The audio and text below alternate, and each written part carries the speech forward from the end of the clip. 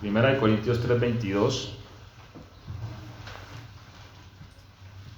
Y vamos a tomar este texto para partir de allí en esta mañana.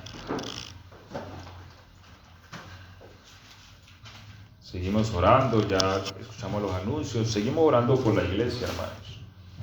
Que el Señor confirme cada vez más. Mire, lo hace que nosotros estamos en este lugar. Muchas personas han venido, muchas, ¿cierto? Amén. Algunas vienen, se van, les predicamos el Evangelio. Primera de Corintios, hermano Oscar, 3:22. No vuelven, ¿cierto? Y uno a veces se pregunta, ¿qué estaban buscando? Otros vienen, se van quedando, en fin. Pero lo que le pedimos al Señor siempre es que nos confirme en la fe. ¿Por qué? Porque es lo que más anhelamos los que estamos sirviéndole a Cristo, ¿cierto? Pablo dice, vuelvo a sufrir dolores de parto hasta que Cristo sea formado en ustedes. Amén. ¿Sí? Yo me acuerdo, hermanos, y perdónenme que los tenga ahí 2 minuticos más de pie. Cuando yo recién llegué a Argentina, yo me soñaba mucho, tenía un sueño muy constante, que para mí era como traumático, y era que yo estaba en Colombia y yo pensaba en la iglesia aquí. Yo estaba en Colombia, yo decía, ¿y ahorita cómo hago? Y no tenía cómo devolverme, y yo pensaba, ay, Dios mío, y ahorita esas ovejas que están en Argentina, ¿qué va a pasar con ellas? ¿Sí? Y yo no puedo volver a Argentina, ¿yo qué hice? ¿Yo por qué me vine por acá? Y yo como que experimentaba ese temor continuo, ¿cierto? Y entiendo las palabras de Pablo ahí cuando dice, vuelvo a sufrir dolores de parto, o más bien cuando dijo, me temo que mi trabajo entre ustedes haya sido en vano. Le dijo a los hermanos en Gálatas, ¿y por qué? Porque tenían problemas en su fundamento doctrinal, ¿cierto? Y hasta que una persona no es fundamentada, hermanos, en la palabra, aquel que le transfirió la palabra no descansa. Amén. ¿Sí?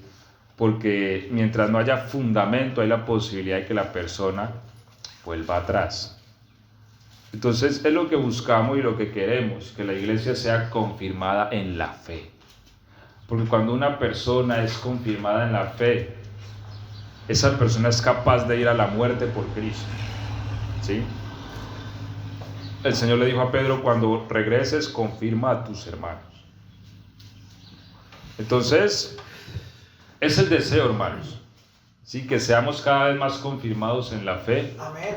Y que esta iglesia, el día de mañana, sea una iglesia muy, muy poderosa en el Señor. Amén. ¿Qué dice 1 Corintios 3:22? Sea Pablo, sea Apolo, sea Cefas, sea el mundo, sea la vida, sea la muerte, sea lo presente, sea lo porvenir, todo es vuestro. Y vosotros de Cristo. Hasta ahí nada más, siéntese por favor. Amén, amén. Pónganse incómodos.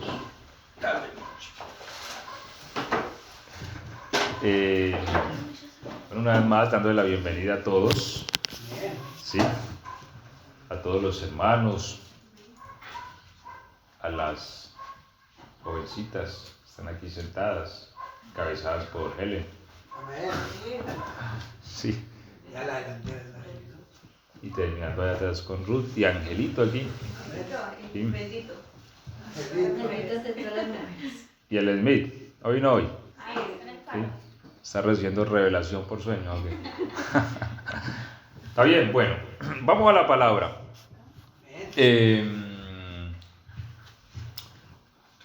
Voy a centrarme en algo aquí, hermanos. Bueno, Pablo peleó un poco con la iglesia de Corinto por muchas razones, sí, por muchas razones, pero no dejaban de ser hijos suyos, ¿cierto? Hijos, y eso es una cosa tremenda, hermanos, cuando uno experimenta la paternidad espiritual, es una cosa tremenda, porque uno como que se preocupa por la persona hasta que la persona realmente no esté clara en el Señor, ¿cierto? Y Pablo sufrió mucho con muchos hermanos, y con la iglesia de Corinto también, porque hasta pusieron en duda su ministerio, en fin, lo cuestionaron. Bueno, este sí será apóstol, ¿no? Punto que Pablo tiene que decirles, mira, si ustedes quieren saber si yo soy apóstol, bueno, palabras mías, ¿no? Si ustedes quieren saber si yo soy apóstol, párense frente a un espejo, así nada más. Si yo no soy apóstol, ustedes no están en Cristo. ¿Por qué? Porque él fue el que les compartió el evangelio, ¿sí? Y la señal de su apostolado eran ellos mismos. Porque yo he aprendido algo, hermano, cuando uno es enviado por Dios, hay fruto donde Dios a uno lo envía. Hay gente que ha salido al ministerio y a los 8 o 15 días han vuelto con la maleta, ¿cierto?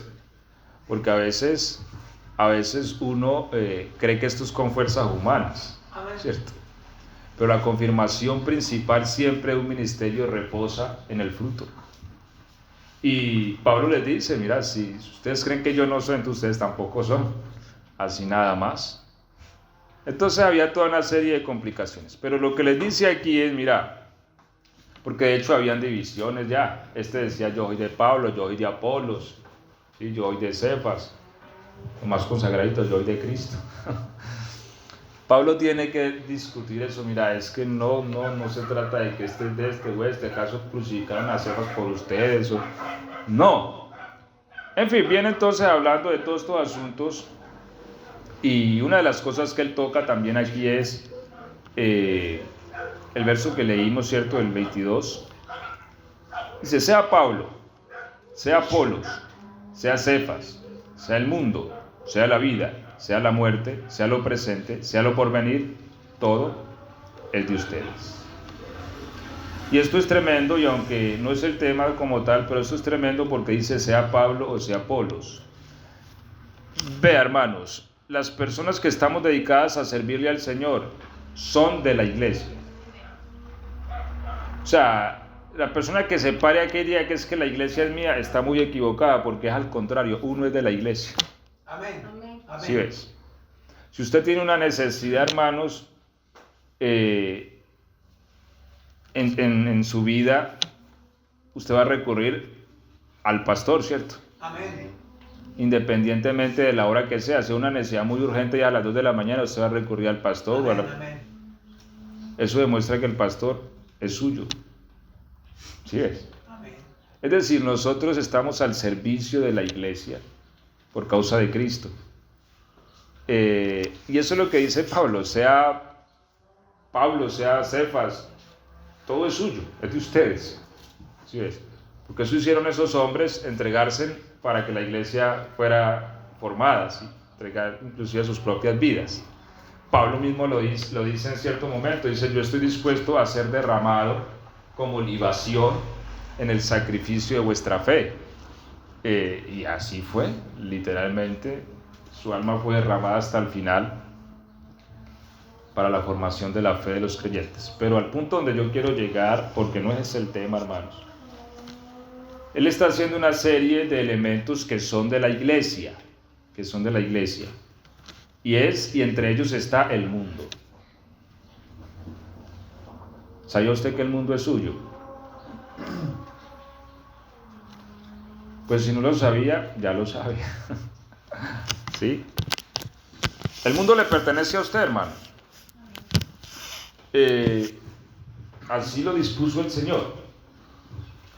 Y alguien se preguntará, pero bueno, ¿cómo así que el mundo me corresponde a mí? Si la Biblia dice no améis al mundo, ¿cierto? Bueno, primero voy a aclarar algo, sí, algo que es importante aclarar.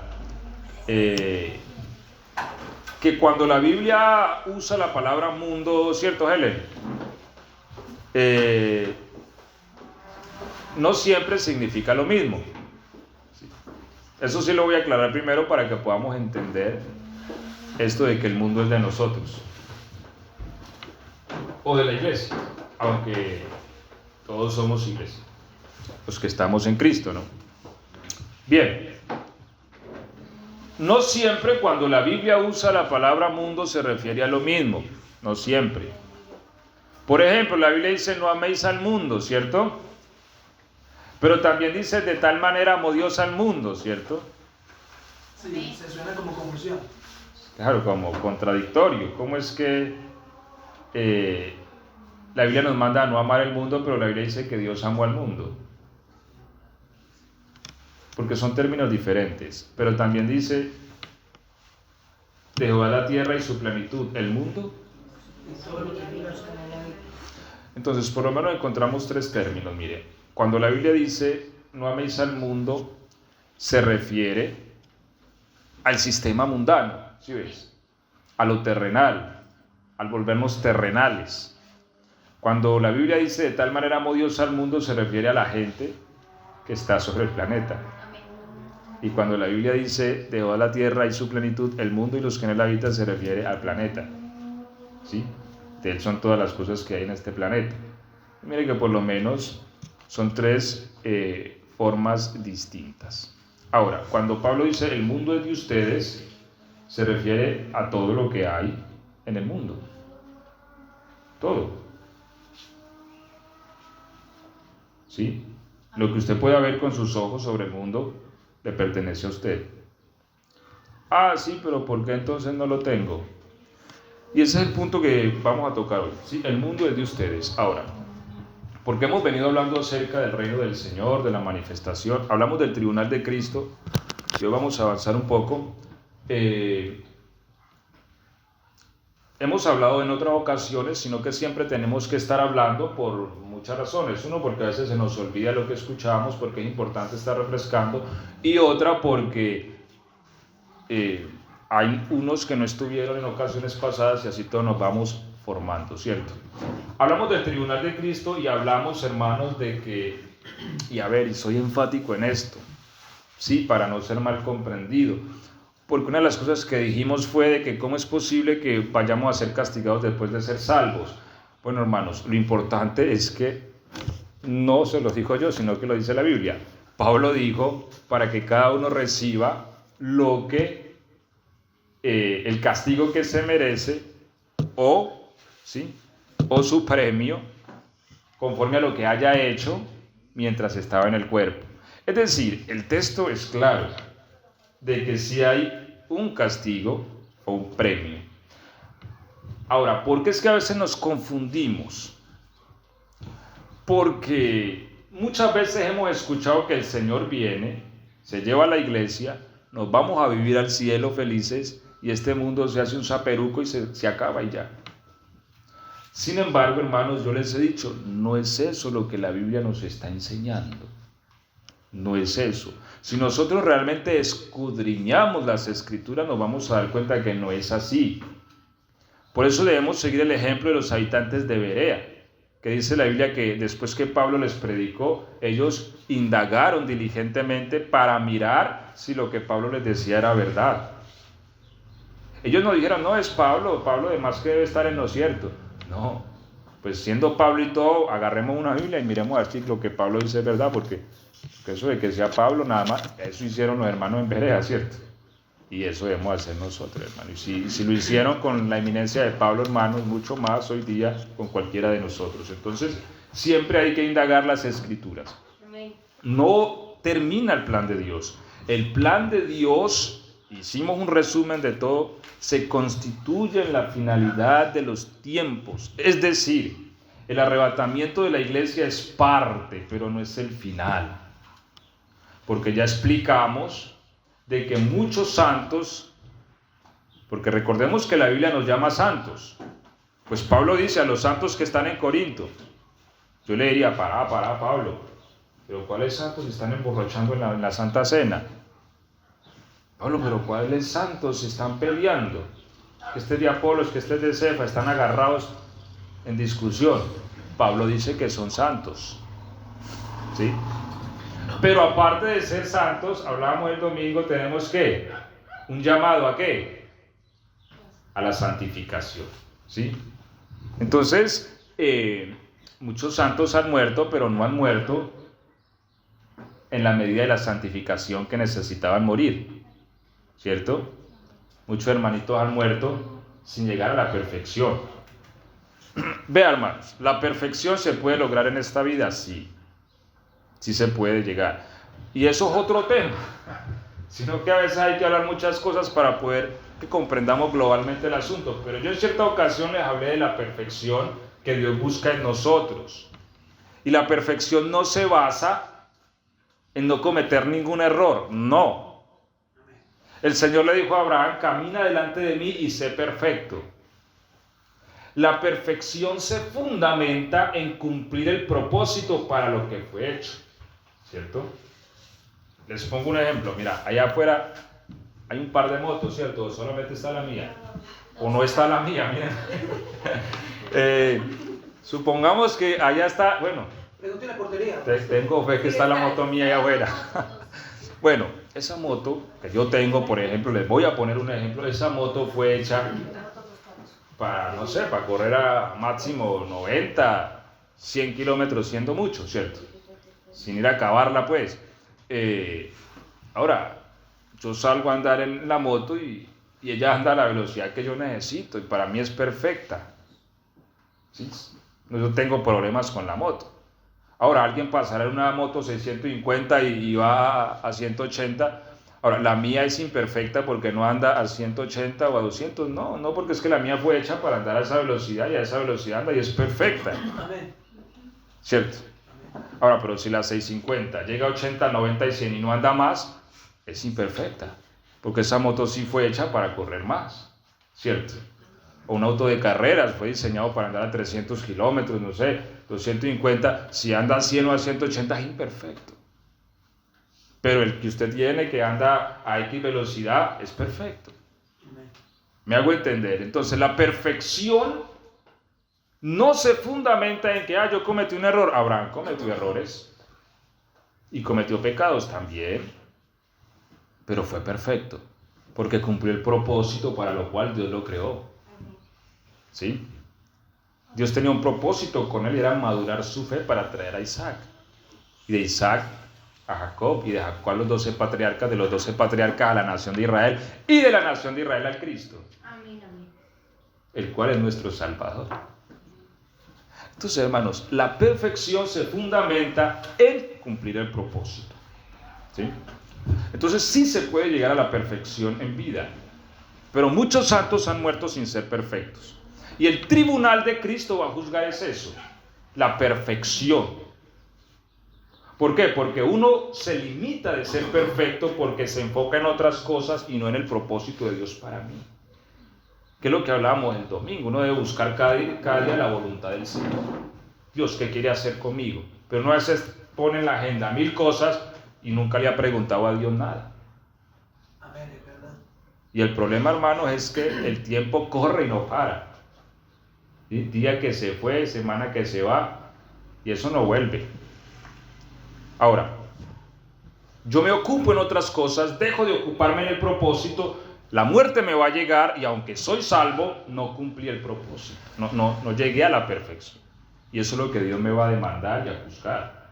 Por eso dice a los siervos, a este le dio una, a este le dio 2, de otros 5, y eso es lo que les va a pedir, porque Él les dio un propósito, les encomendó algo. Amén.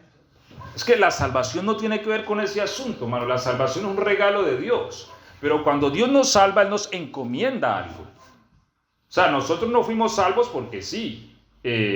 No, nos encomienda.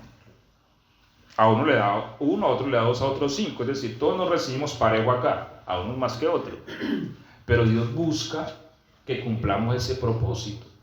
Pero no, Señor, tuve miedo y guardé ese talento y lo tapé porque ahí tiene su talento. Siervo malo, negligente. Ahora, amárrenlo y tírenlo en las tinieblas de afuera. Mire que está siendo castigado. Y a este, y quítenle el talento y déselo al que tiene más. El que tiene 10 porque se aprendió. Y el que no tiene, dice la Biblia, se le quitará. Y el que tiene más le dará más. Porque supo cumplir el propósito y administrar. Amén. Amén. Amén, amén. Bien, cerrando el tema este que tocamos y dejamos abierto del tribunal de Cristo, básicamente, aunque hay mucho que podríamos definir, lo que se va a juzgar en el tribunal de Cristo, hermanos, son esos elementos, ¿sí ves? El tema de mi propósito, de lo que tenía que hacer, de lo que me encomendaron. Y ahí van muchas cosas, ¿cierto? ¿Qué? Mis talentos, mis habilidades, mis capacidades, mi familia, mis hijos, mi adquisición, porque Dios no le va a juzgar igual al que se ganaba 3.000 pesos diarios al que ganaba $1.000.000 al mes, ¿cierto? ¿Por qué? Porque la Biblia dice que el dinero y la sabiduría sirven para todo, aunque la sabiduría excede al dinero en que da vida a sus poseedores. Amén.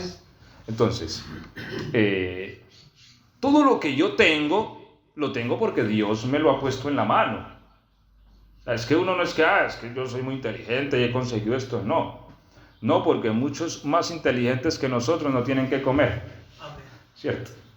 Entonces, lo que uno tiene es porque Dios se lo pone en la mano, sea lo que sea. ¿Cómo lo voy a administrar? Mi talento, mi visión, Dios me encomienda algo, lo hago, ¿por qué? Porque nosotros somos plantío del Señor, y cuando uno planta, uno busca cosechar algo, porque es que nosotros nos creamos a nosotros mismos, a nosotros nos plantó Dios, y lo que Él busca es cosechar de nosotros algo. Amén. Amén, amén. Entonces, esto es el tribunal, pero hermanos, cuando la iglesia es arrebatada, no termina allí todo. No, es que ahí ya se perfeccionó la iglesia. No, porque vuelvo y les digo, ¿qué va a pasar con los santos que han muerto sin ser tan perfectos? ¿Sí? El hermanito aquel que parece que lo habían bautizado en zumo de limón, ¿cierto? Que siempre llegaba uno y estaba mal encarado. Y murió. ¿Qué va a pasar? ¿A dónde lo ubicamos? Porque nosotros somos expertos en tirar gente al infierno, ¿cierto? Pero hermanos, ya hablamos de eso, y el que es de Cristo es de Cristo. Amén. Más allá de que haya o no haya sido perfeccionado en esta vida. Pero el arrebatamiento no concluye la obra de Dios. Yo le decía que el Señor se propuso presentarse a sí mismo una iglesia sin mancha ni arruga.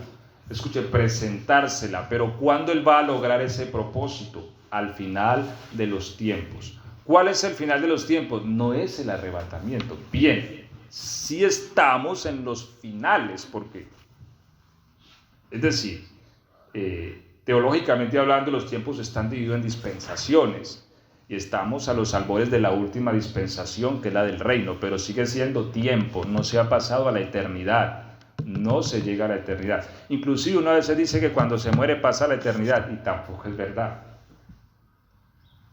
Porque es que lo que le va a poner fin a los tiempos es el final del reino milenario de Cristo, y ahí se entra a la eternidad, ¿sí? Donde ya no funcionarán más los tiempos como los conocemos hoy día. Mientras tanto, el Señor sigue perfeccionando su obra. Entonces, los santos son arrebatados, entramos al tribunal de Cristo, cada uno de nosotros seremos juzgados. Por eso la Biblia dice, mira, no juzgues a tu hermano, porque a última el que lo va a juzgar es Dios. Amén. ¿Sí? Ahí sí, como dice, preocúpese usted por lo suyo, que yo me preocupo por lo mío, le dice a Madre. Ahora, bien, estamos llamados a ayudarnos, a animarnos, pero Dios va a juzgar a cada uno, hermanos. Amén. El día del tribunal de Cristo, Dios me va a llamar a mí, venga aquí. Garcés Osorio, Samuel Andrés, sí señor. No va a llamar a la hermanita María, venga hermanita María, déme cuenta por él. No, me va a llamar a mí por lo que me dio a mí. Y a cada uno de ustedes por lo que le dio a ustedes, ¿sí? Y así Dios juzgará a cada uno.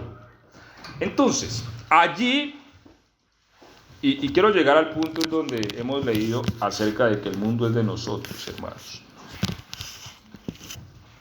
Ya sabemos que, y quiero también decir otra cosa para poder, para poder darle más forma al asunto. Mira, hermanos, este evangelio, sabemos qué significa la palabra evangelio, ¿cierto? Noticia del cielo. Buenas nuevas, muy bien. Buena noticia. Amén. Buena noticia. Eso cuando uno llega y le dicen, mira, le tengo una noticia buena. Ay, uno ya no puede dormir ya. Mañana la digo, no me hagas mal, dígamela ya. Uno ya no aguanta. Eso significa la palabra evangelio, buena noticia. Pero realmente, ¿cómo es el nombre completo del evangelio? Se titula así: Evangelio del Reino de Jesucristo. ¿Sí? La Biblia dice que después que Juan fue encarcelado, Jesús vino a Galilea predicando ¿qué? El Evangelio del Reino. Ese es el nombre completo de este mensaje. el evangelio del reino o buena noticia del reino. ¿Por qué, hermanos? Vea, escúchame esto. Porque el propósito de Dios para su vida y para la mía se fundamenta en el reino. Por eso Dios lo creó a usted y a mí. A veces decimos, mira, Dios nos creó para salvarnos. No. Dios no nos creó para salvarnos. Porque no iba a crear para salvarnos si nos creó bien. No hay Sí. coherencia. No tiene sentido. Es decir, mira, cuando Dios crea a Adán y Eva, ¿para qué los creó? Yo ya les he dicho que Dios está haciendo cielos nuevos y tierra nueva. ¿Por qué? Porque en los siglos pasados la rebelión del universo lo tiró a tierra. La Biblia dice que la tercera parte de las estrellas del cielo cayeron. El universo mismo está sometido en destrucción. Por eso es que, mira, ahorita tenemos cierta tecnología y como raza humana ya exploramos el sistema solar, pero si vamos a Marte lo vemos destruido, si miramos a Venus lo vemos destruido, vamos a los otros planetas, los observamos con los telescopios y están destruidos, y nos preguntamos, si hay vida en el universo. La Biblia dice que la tercera parte de las estrellas fue destruida, fue aniquilada, fue tirada al suelo. Parte del universo está destruida. Entonces, Marte toda la vida estuvo destruida. La ciencia que está descubriendo la ciencia, que Marte tiene canales por donde fluyeron ríos, que tiene costas donde hubo un océano. Y dicen, bueno, este planeta tuvo que haber sido como la Tierra. Y allá hay robots, ¿cierto? El último que fue Perseverance, creo. Perseverancia, sí. Comandó la NASA, ¿sí? Estuvimos viendo el aterrizaje en vivo, ha recorrido parte de ese planeta y dice, mira, este planeta en algún momento tuvo que haber sido como la Tierra, porque están las evidencias. No es que uno no puede pelear contra una evidencia. Eso es como los dinosaurios. Yo una vez estaba en la escuela de teología, ya en un seminario, y yo hice una pregunta, bueno, ¿y el tema de los dinosaurios qué pasó? Y la verdad no me gustó la respuesta, porque a mí ahora los dinosaurios no existieron. Bueno, al profesor yo tenía que quedarme callado. Pero ¿cómo me va a decir que no existieron si yo veo un museo y veo el esqueleto ahí? Amén.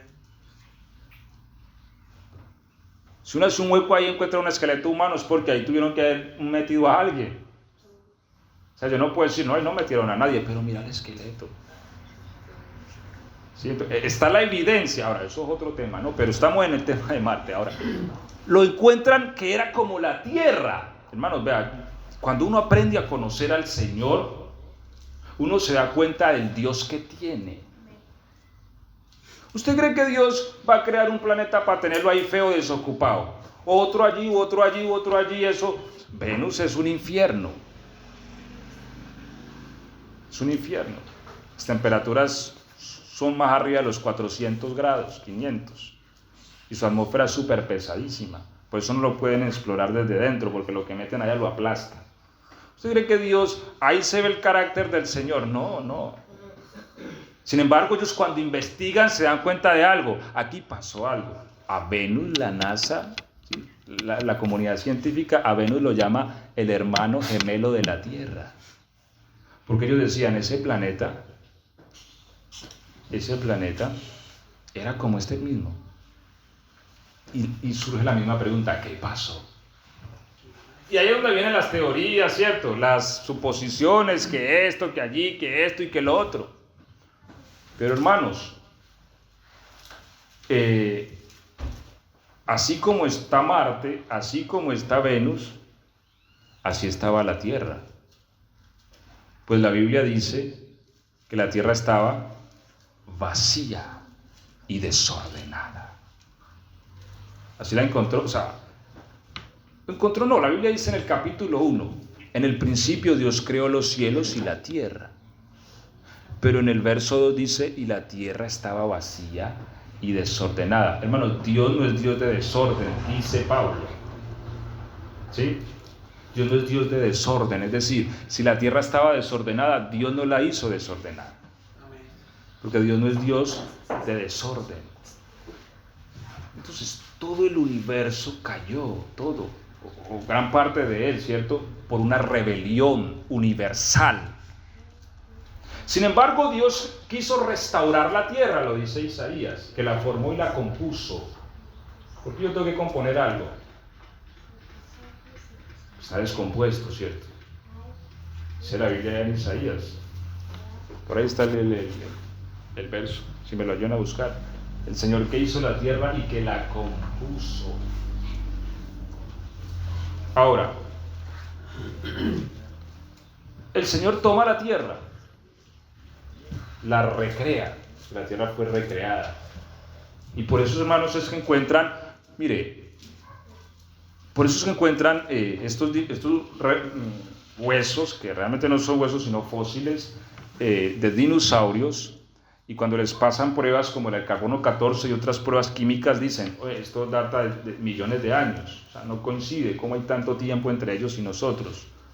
Lo que no entiende la ciencia, ¿sí? Y lo que se niegan a creer es que entre esa creación y nosotros no hay nada de conexión, o sea, somos creaciones distintas, ¿sí? Diferentes. No, es que el hombre evolucionó, porque si usted va a un museo, hermanos, encuentran, y vuelvo y le digo, uno no puede negar una evidencia, encuentran estructuras humanas diferentes a las nuestras, de tantos años atrás, están encontradas en la tierra, que no coinciden con el tiempo bíblico, porque el tiempo bíblico estamos unos 6.000 años sobre la tierra.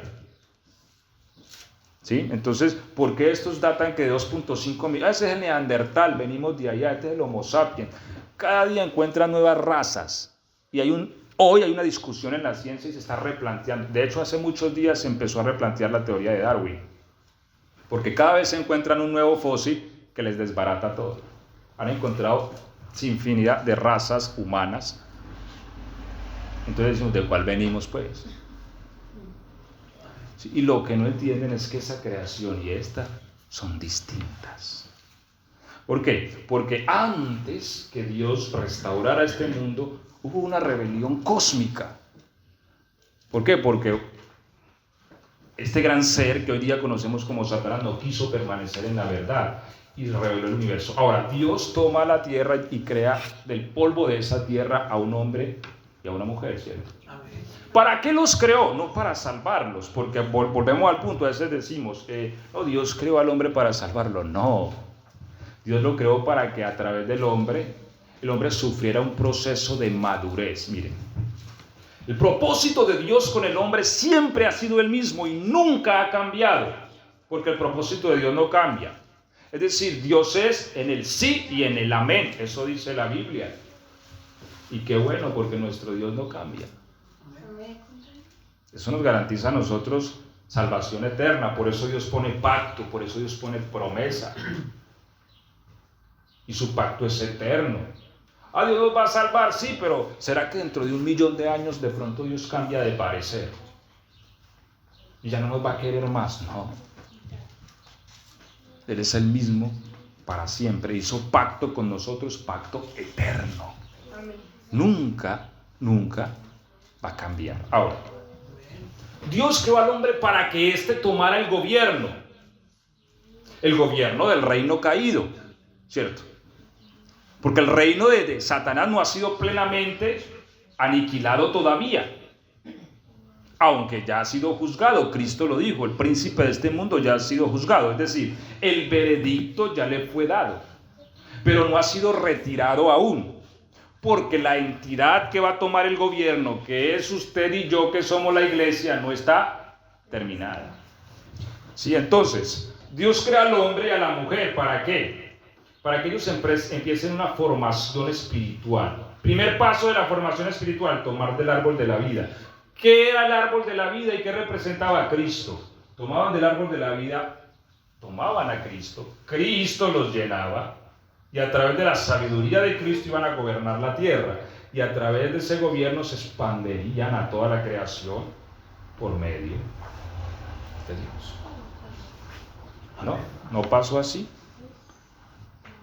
Adán y Eva les gustó más el otro arbolito, pero porque allí estaba la serpiente también incitándolos, pues la serpiente sabía que ese par eran su destrucción.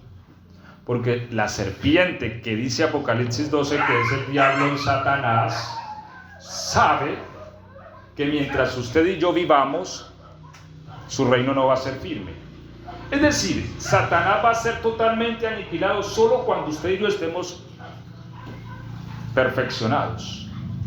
Y hablo de toda la iglesia en general. Entonces por eso Satanás a toda costa busca, ¿qué? Robar, quitar, matar, destruir, todo lo que tenga que ver. Eliminarnos, claro. Si algo aborrece Satanás sobre la faz de este planeta, hermano, es a usted y a mí. Y no se asuste por eso, porque el Dios Todopoderoso es su escudo. Amén, gloria a Dios. Si no fuera por eso, hermano, hace rato no habían cocinado vivos. Amén, amén. Sí. Porque usted y yo no nos alcanzamos a imaginar cuánto nos aborrece Satanás. ¿Por qué? Porque él sabe que la iglesia es el ente que le va a aplastar la cabeza totalmente. Gloria a Dios. Pablo lo dijo, ¿cierto? Y el Dios de paz muy pronto aplastará la cabeza. Cristo. Porque Cristo es Dios fusionado a la raza humana. O sea, Cristo es Dios, pero fusionado a la raza humana. Por eso Dios en Cristo es el representante legal de la raza humana. Porque Dios no es hombre. Dios no es hombre. Para él ser nuestro representante legal tenía que hacerse un hombre. ¿Sí? Y Dios en Cristo aplasta la cabeza a la serpiente. Solo cuando la iglesia llegue a la altura, a la medida de Cristo, aplastará la cabeza a la serpiente. Él sabe eso. Y desde que Adán y Eva fueron creados, él lo supo. Y por eso incitó a Adán y Eva a que cayeran. Así que ante Satanás se le cayó el plan al Señor. Eso diría entonces el diablo. Ahorita sí le tiré esto. Vamos a ver qué se va a inventar. Yo sé que ahorita los tiene que matar porque ya se hicieron pecadores. Cayeron a mi reino, al reino de los demonios y de la oscuridad, porque muchas razas, hermanos, están en su reino. A veces nosotros decimos que solo los ángeles que se rebelaron, no. Esos neandertales y todas esas razas que estaban sobre la tierra por allá mucho antes, que fueron destruidas, inclusive pueden estar en la lista de espíritus inmundos que Satanás tiene bajo su dominio. Todo lo que cae en las tinieblas cae bajo el poder de Satanás. Dios creó al hombre y a la mujer, y cuando cayeron bajo el dominio de Satanás. Sí, sus almas cayeron bajo el poder y control de Satanás. La raza humana cayó bajo el poder de Satanás. Ahora Satanás se podía jactar y decir: mi abuelo los creaste para reinar y ya son míos. A causa de esto, entonces el Señor trae o anexa para poder seguir cumpliendo su propósito, hermanos, porque Dios siempre va un paso más adelante que el diablo.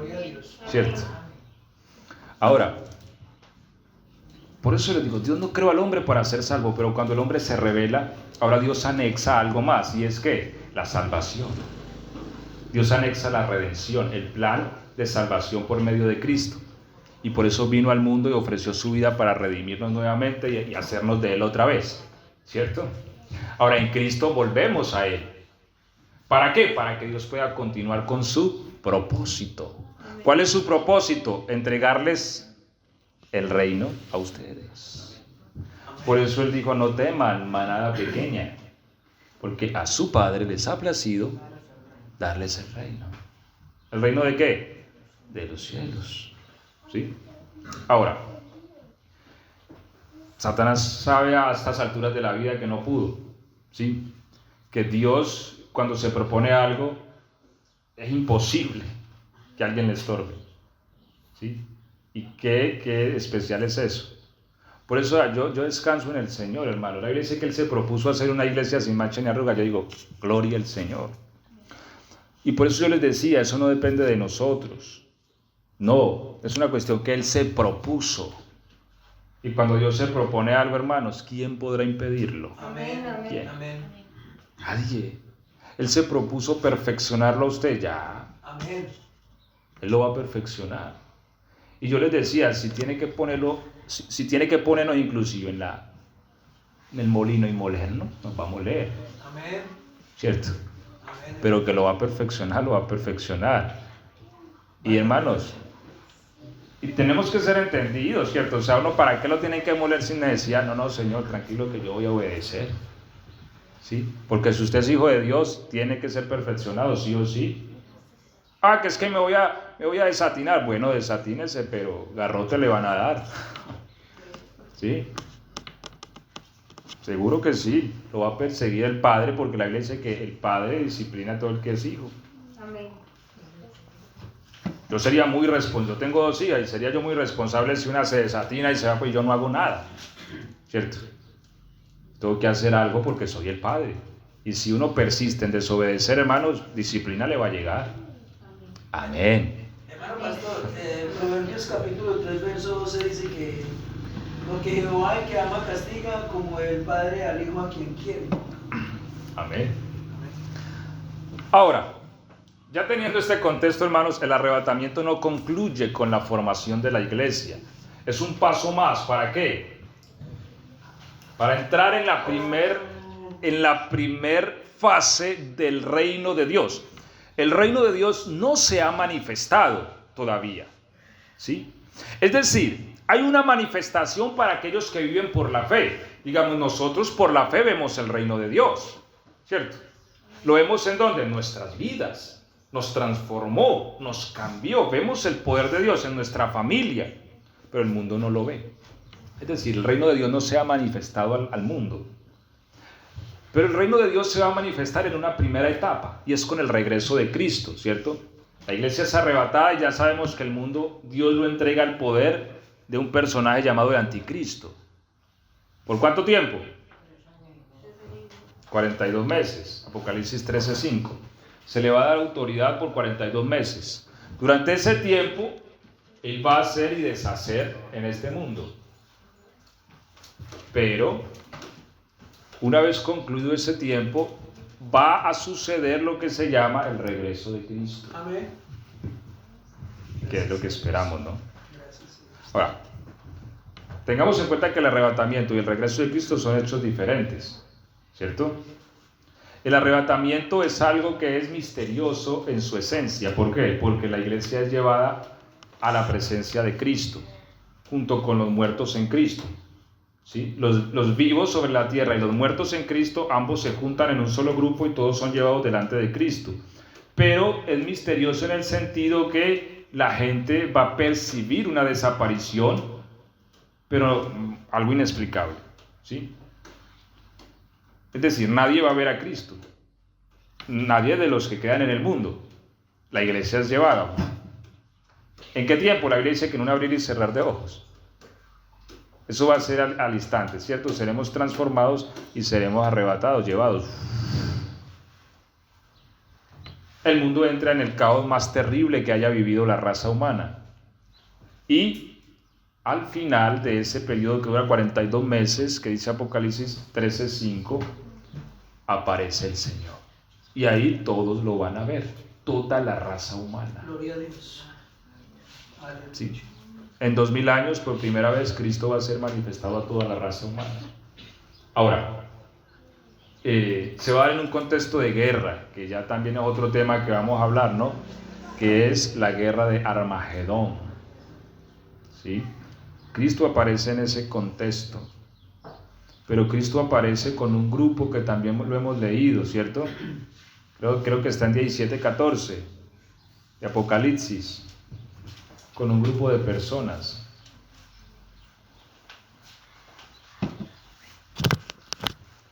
Apocalipsis 17, creo que es 17:14.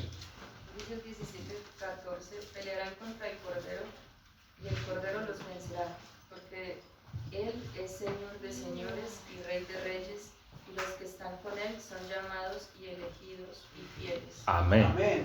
Ese es el grupo de personas con el que Él aparece. Ahora, ¿qué pasa, hermano? Mira, cuando pasa el arrebatamiento y los muertos resuciten, todos somos transferidos a la presencia de Cristo. ¿Para qué? Para ser juzgados.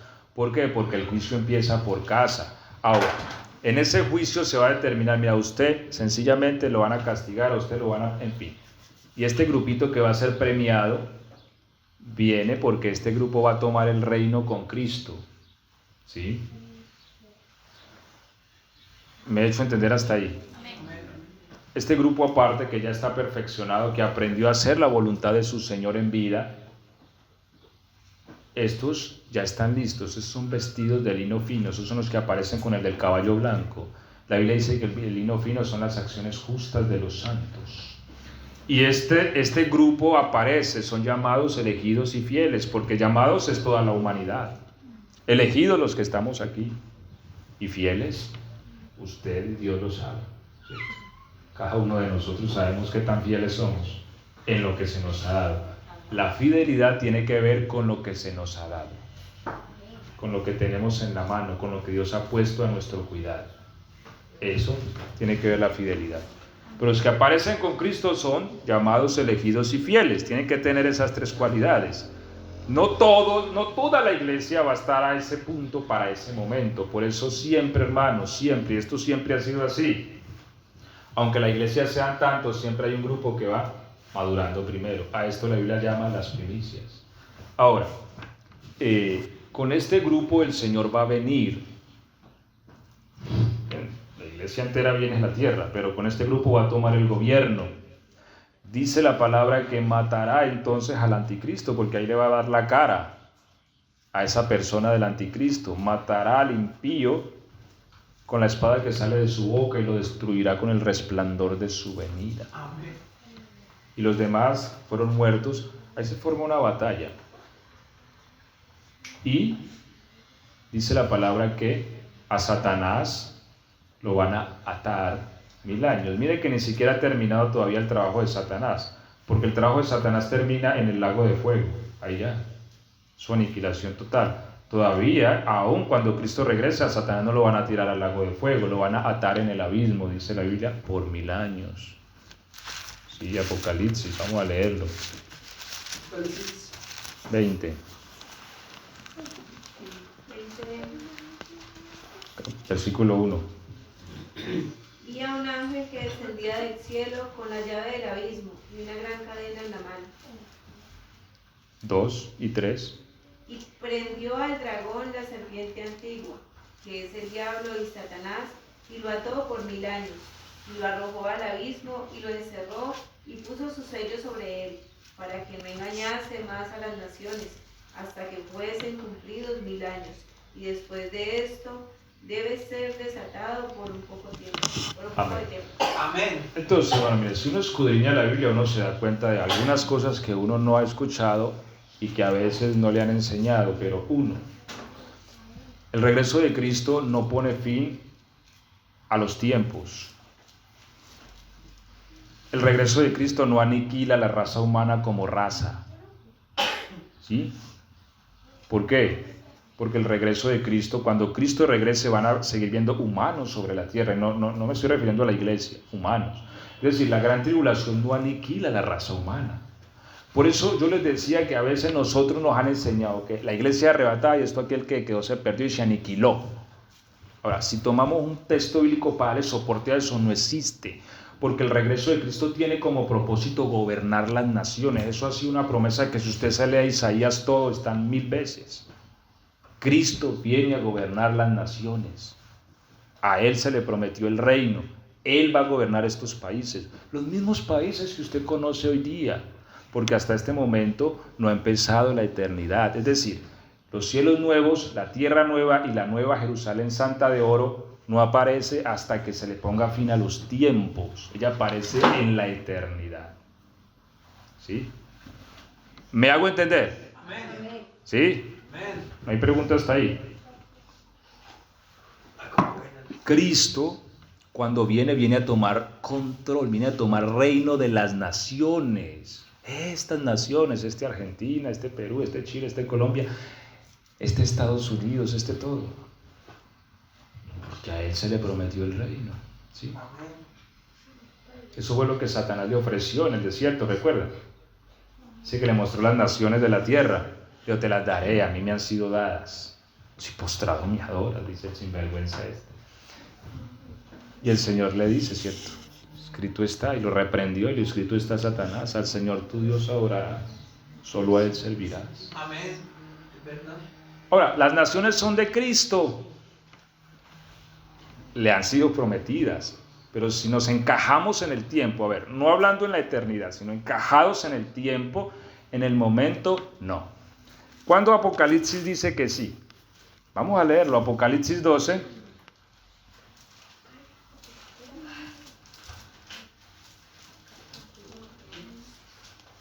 10, a ver, ¿qué dice el 10? Entonces oí una gran voz en el cielo que decía: Ahora ha venido la salvación, el poder y el reino de nuestro Dios y la autoridad de su Cristo, porque ha sido lanzado fuera el acusador de nuestros hermanos, el que los acusaba delante de nuestro Dios día y noche. Amén. Ahora ha venido el reino de nuestro Dios. Y hay otro texto, búsquenmelo ahí a ver si de pronto lo encontramos, que dice que ahora las naciones del mundo, ahora los reinos del mundo han venido a ser de Dios y de su Cristo. Entonces, eso va a suceder con el regreso del Señor. Las naciones van a ser transferidas. Y aunque hoy día hay una soberanía, porque Dios nunca ha perdido el control de nada. ¿Sí? Dios sigue teniendo soberanía sobre las naciones de la tierra, pero hay voluntades humanas sobre la tierra, hay maldad, ¿sí? Entonces, el regreso de Cristo transfiere las naciones al poder de Cristo, ¿sí?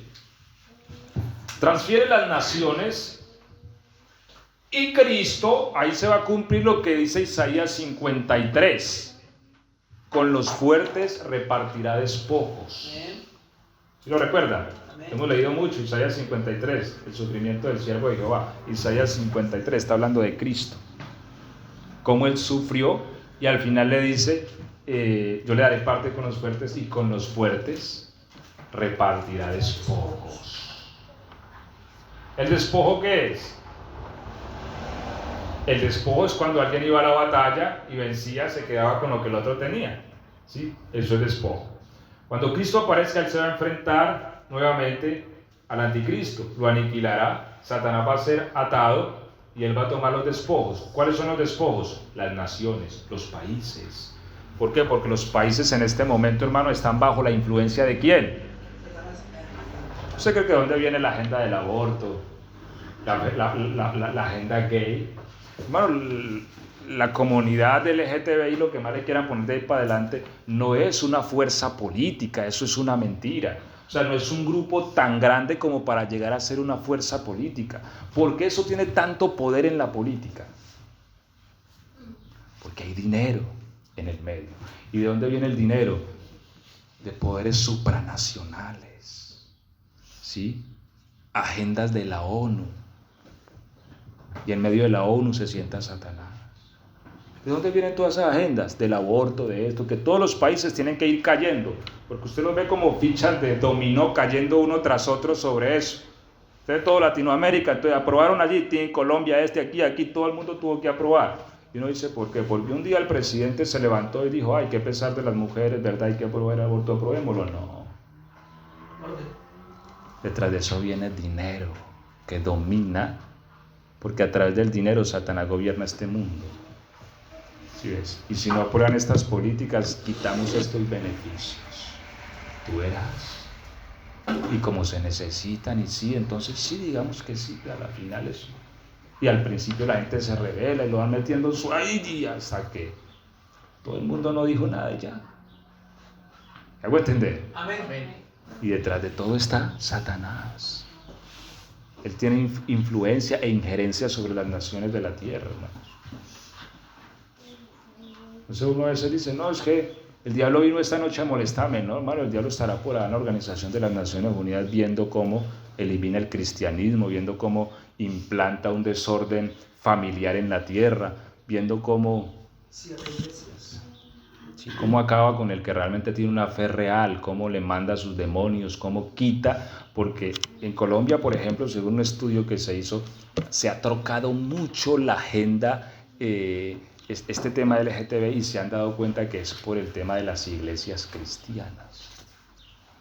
Entonces, por eso yo les decía en cierta ocasión, hermanos, esperemos también el apretón, porque va a llegar a un punto donde Satanás va a tomar todos estos sistemas legales y los va a direccionar contra la iglesia. O sea, esta gente nos está estorbando, esta gente hay que eliminarla. Y va a ser del cristianismo algo ilegal. Y profesar nuestra fe va a ser un delito. Eso va a llegar y va a llegar muy pronto. Como los primeros tiempos. Como los primeros tiempos. Los veremos, ¿no? Claro. La iglesia apareció, hermanos, con sangre, con dolor, y se va a ir también así. ¿Sí? Ahora, el regreso de Cristo transfiere los reinos a la mano de Cristo. Bendito sea el Señor. Amén. La autoridad de todas las naciones caerán a la mano de Cristo cuando Él aparezca sobre la tierra. Después de esa matanza, porque la Biblia dice que va a ser una matanza muy grande, pues la sangre va a subir a los frenos de los caballos. ¿Ah? Es una cantidad de sangre impresionante. Es más, la Biblia dice que tardarán 6 meses en sepultar y limpiar todo eso. De hecho, un ángel proclama en el cielo: vengan a las aves del cielo, coman carne de reyes, de capitanes, de grandes, de fuertes, de poderosos. La matanza va a ser mucha, es decir, Satanás va a reunir todos los ejércitos de la tierra, dice. Porque recordemos que cuando a él se le va a la iglesia, porque por eso la palabra arrebatar es violenta, yo les he hablado de eso, porque de alguna manera nosotros vamos a verle la cara al fulano y porque él va a emitir fuerza contra nosotros, pero Dios la va a arrebatar en medio de esa fuerza. Ahora él redirecciona su ataque hacia la nación de Israel, que es lo último que queda de Dios sobre la tierra. No, se me fueron los cristianos, ahorita voy a matar este país, porque a través de ese país vino el Cristo, y porque sobre ese país reposan promesas también de restauración, de gloria y de poder. Amén. Es verdad.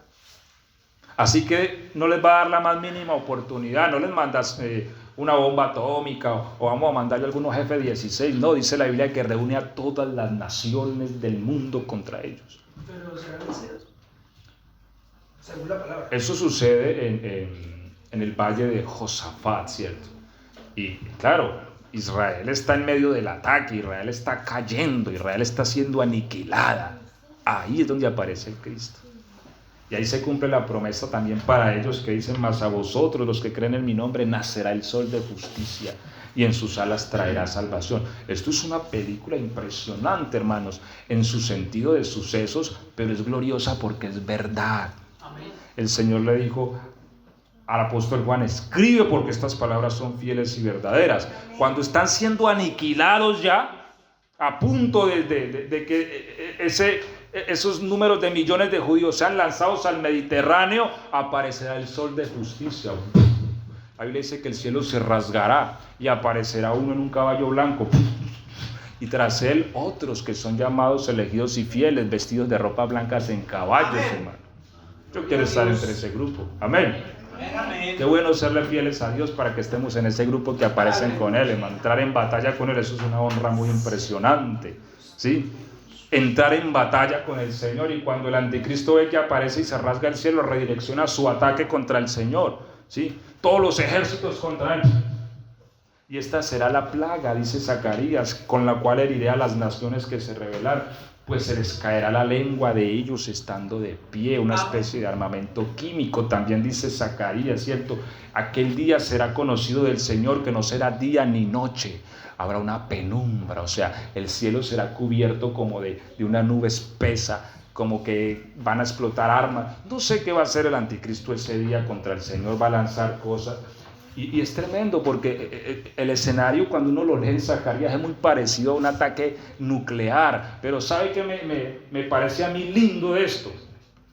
La promesa misma de Zacarías dice: pero al atardecer habrá luz. Y esto es muy especial porque cuando estalló Chernobyl, la planta nuclear de Chernobyl, 200.000 años tarda la radiación en desaparecerse. Gorbachev, que era presidente en ese entonces de la Unión Soviética, dijo: ¿hasta cuándo tendremos que esperar esto? Hasta que aparezca el próximo Jesucristo, dijo. ¿Y por qué lo dijo? Porque esa ciudad de Pripyat, allá en Chernobyl, no se puede habitar por 200.000 años, pero Zacarías dijo: al atardecer habrá luz. Es decir, aunque tiren bombas atómicas, yo voy a limpiar el mismo día esto. Amén. Ese es el poder de nuestro Cristo. ¿Sí ves? El poder de nuestro Señor. Hermano pastor, y eso dice la palabra de que todo ojo le verá, o sea, eso va a ser televisado y todo. Claro, estamos en un tiempo tecnológico porque el Señor Jesucristo va a aparecer en un punto geográfico de la tierra, en el valle de Josafat. Hoy día es un sitio turístico. Cuando se compre un paquete de Israel, pide que lo lleven al valle de Josafat y allá se lo van a mostrar. La Biblia dice que en ese valle aparecerá el Señor, ¿sí? Que cerca de Jerusalén, ¿sí? se dará a cabo la guerra.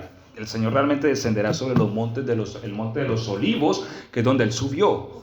Los ángeles le dijeron a los discípulos, porque miráis al cielo, así mismo como este Jesús es llevado al cielo, así mismo vendrá. Amén.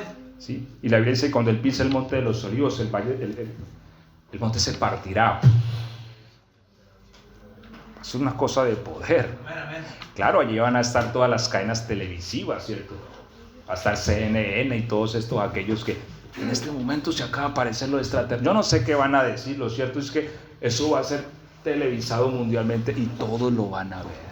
Y se cumplirá también lo que dice la palabra, todo ojo le verá. Pero cuando Israel está a punto de ser aniquilado, el Señor aparece, la Biblia dice que ellos van a llorar. ¿Sabe por qué van a llorar? Dice, me mirarán a mí al que traspasaron. Porque hasta el día de hoy ellos niegan y reniegan del Señor. Que ese no es su Cristo, que ese no es su Cristo, que siguen esperando al Cristo. Porque el Cristo era una promesa para Israel, no para nosotros, hermanos. Para nosotros nos tocó esta gracia maravillosa por la rebelión de ellos. ¿Sí? Pero ellos siguen renegando que ese no es su Cristo y que no. Pero cuando lo vean, porque Él va a traer las señales. Mire que cuando Él resucitó, Él pudo haber cerrado sus heridas, pero Él dejó abierto su costado y sus manos como señal. Y cuando Él aparezca, le va a mostrar las señales. Mirarán a mí al que traspasaron y llorarán. Claro, llorarán porque toda la vida te renegamos, pero ahorita nos está salvando realmente.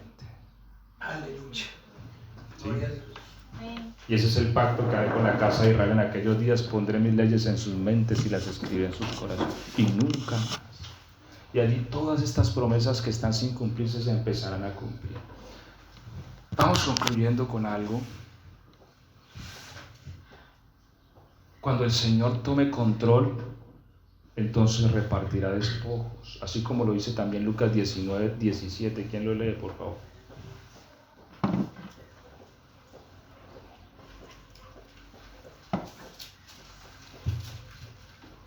En alta voz. Lucas capítulo 19, el verso 17. Y le dijo, está bien, buen siervo, por cuanto en lo poco has sido fiel, tendrás autoridad sobre 10 ciudades. Amén. Aquí nos está hablando nuevamente del premio del reino. Está bien, buen siervo, has sido fiel en lo poco. ¿Qué tengo yo en casa? Eso le preguntó el profeta a la viuda. ¿Qué tienes en casa, mujer? ¿Qué tienes en tu mano? Le dijo el Señor a Moisés. ¿Qué tienes en tu vida? ¿Qué Dios te ha dado? Puedes ser fiel con lo que Dios te ha dado, porque si somos fieles, entonces un día Dios nos va a llamar así como nos cuenta acá. Ven, buen siervo, fuiste fiel en lo poco, ten autoridad sobre 10 ciudades. Hermanos, el Señor va a repartir su reino con sus fieles. Muchos creyentes, por haber sido negligentes, y aunque están en la salvación, como dice Pablo, aunque fueron salvos así como por fuego, avergonzados, se van a tener que hacer a un lado. ¿Sí ves? Y van a tener que contemplar a su Señor desde lejos, hasta que entren también a la perfección. ¿Pero por qué? Por negligencia. Pero la Biblia dice que se sentarán a la mesa, porque hallará una mesa y va a venir Abraham y Jacob e Isaac. Van a venir todos estos personajes con el Señor y nos sentaremos a la mesa. Hermanos, entre uno más fiel sea, más cerca está del Señor. Amén. Por eso Pablo, hablando de un hombre por allá que lo ayudó en sus prisiones y en sus tribulaciones, le dijo, concédale al Señor un lugar cerca a su presencia en su manifestación. Ah, qué lindo uno ahí cerca del Señor, como Juan, que hasta se podía recostar al lado del Señor. Puede uno contemplarlo a Él ahí. ¡Qué maravilla! Y no uno por ahí avergonzado, como que, ay, no me dejaron de entrar al reino. ¿Por qué? Por negligente, porque me ocupé en otra cosa, porque me daba y me venía lo que Dios me dijera. Sí, Dios me dio la salvación, estoy en la iglesia, sí, me congrego, sí, pero conozco la voluntad de Dios y no la hago. Bueno, va a llegar un día en que ese siervo va a llorar. Pero aquellos que fueron fieles recibirán el reino, y el reino es el mundo. Porque Cristo va a gobernar las naciones. ¿Sí? Vamos a tomar el reino, es decir, las naciones. Hermanos, uno ve hoy día a los reyes de la tierra y eso es Una cosa impresionante, ¿cierto? Uno ve esos autos en que andan y uno dice, wow, ¿sí? Que hay una gloria, aunque momentánea, pero los reyes, hermano, no es lo mismo tener dinero que tener poder. Hay gente que tiene mucho dinero, pero con todo eso nunca logrará lo que logran los reyes de la tierra.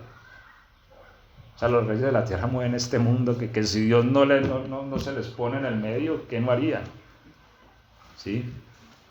Yo veía estos días el cocinero del presidente de Corea del Norte con avión privado para ir a Japón por el caviar y allí por Francia, pues de la pasada todo el día andando en ese avión para hacer el almuerzo los pobres aguantando hambre. No. Entonces, sin embargo, lo que le va a garantizar estabilidad al mundo va a ser el gobierno de los fieles del Señor, porque si aprendieron a ser fieles en lo poco, sabrán cómo gobernar el mundo. Por eso la Biblia dice que va a prosperar la paz, va a prosperar la justicia.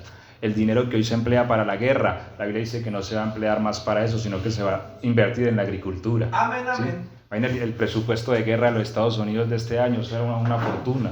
Todo ese dinero se va a recoger y se va a invertir en la agricultura, dice la Biblia. Se harán herramientas para arar, la tierra va a regenerarse, los animales se van a regenerar, el león comerá pasto como un buey, dice la Biblia, el niño va a jugar con la serpiente, con la víbora, los hombres vivirán como los árboles. Inclusive los árboles, dice en la Biblia, darán palmadas de aplauso delante del Señor, porque vino a juzgar la tierra. Gobernará el mundo con justicia, a los pueblos con su verdad. Y dice la Biblia que todas las naciones van a decir, vamos al monte del Señor para que Él nos instruya en sus caminos, porque de Jerusalén saldrá la ley. Gloria a Dios. De Sión saldrá la ley y de Jerusalén la palabra del Señor. Y allí estaremos nosotros como dignidades, como autoridades del reino, como representantes de Cristo a cualquier país donde nos envíen o ciudad. Hermanos, cuando uno entiende esto, uno se deja de quedar a veces por bobadas. Amén. Aquello que lo otro. Cuando uno tiene claridad, Pablo dijo, por lo cual sufro penalidades a modo de malhechor. Y contento, porque él tenía claridad en el reino. Ahora les estoy hablando de la primera faceta del reino, porque el reino se lleva a cabo en dos facetas y la otra es miles de veces más amplia.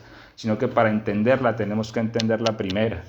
Por eso nos lleva en procesos para que nuestro entendimiento se ensanche a la sabiduría de Cristo. Nosotros no nos imaginamos la grandeza a la que hemos sido llamados. No. Por eso, hermanos, si nosotros nos toca poner la vida por Cristo, amén. O sea, eso no es nada con la gloria que viene, dijo Pablo. No es comparado. Pablo dijo, tengo por cierto que las aflicciones de este tiempo presente no son comparables con la gloria venidera que en nosotros ha de manifestarse. Porque pueden haber muy poderosos en esta tierra, pero el día de mañana los poderosos serán los fieles del Señor. Amén. Ellos son los que van a dar la última palabra. Y ya no se van a hacer las cosas a modo del malo, no, sino al modo de los fieles de Dios. Y van a ser así, y así van a ser. La Biblia dice que gobernará las naciones con vara de hierro, el Señor. No es como que sí, como que no, como que ay, como que hagámosle. No. No descansará, dijo el profeta Isaías, ¿quién? Hablando de Cristo, hasta que haya establecido justicia en la tierra. En la tierra no hay justicia, hermano. En la tierra lo que habla es el dinero. En las cárceles el que habla es el dinero. ¿Sí? Yo.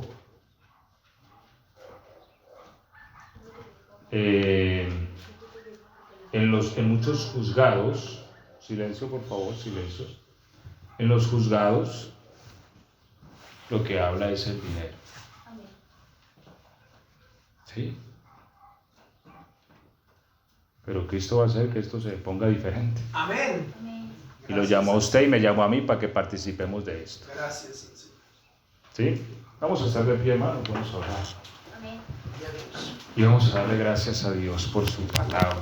Yo no sé si a usted le da alegría, le da felicidad. Amén, aleluya.